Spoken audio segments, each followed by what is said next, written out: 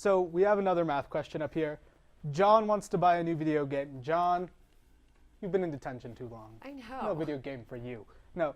John wants to buy a new video game. It costs $39. He has $14 in his piggy bank. He works for Farmer Jones down the street for $5 an hour. How many hours will he need to work before he can buy his new video game? Okay. That's less than minimum wage, I think. Yeah, that's pretty cheap. He should file a complaint. Yeah, well, at least he's making some money. He's being responsible and earning his own money. Well, I'd be happy to answer this one. If you go to my screen, you can see the notes I jotted down. I'm kind of doing this over and over again so you can see how this works. So it said that John he wants to buy a video game and it costs $39. So $39 video game. That's what he wants to be spending. He has $14 in his piggy bank and he's working a job that earns $5 an hour. So I jot down all of this information, hopefully to organize it, brings it a little bit less wordy. So now from here, we're going to figure out how to solve it. The first thing that we need to know is how much money does John actually need to make in order to be able to afford the video game. He already has $14 and he has to get all the way up to $39. So we're trying to find that difference in between the 39 and the 14. So that would suggest that we need to subtract. So what we'll do is we're going to subtract. We're going to take 39 minus 14 and we get $25. So what that means is that John's got to earn $25 more in order to be able to afford this $39 video game.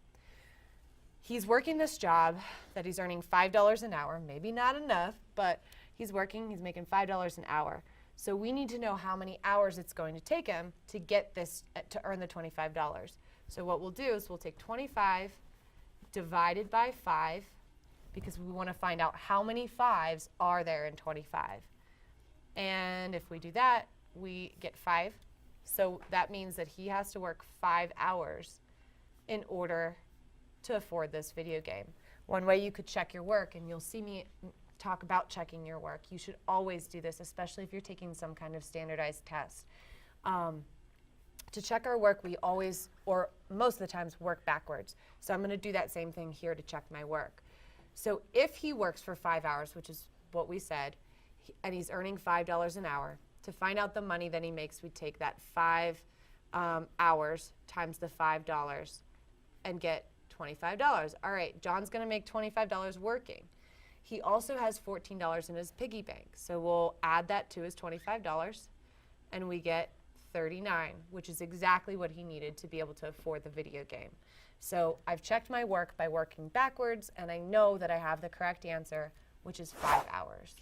So again, I'm showing you these strategies. It might seem like I'm repeating them over and over again.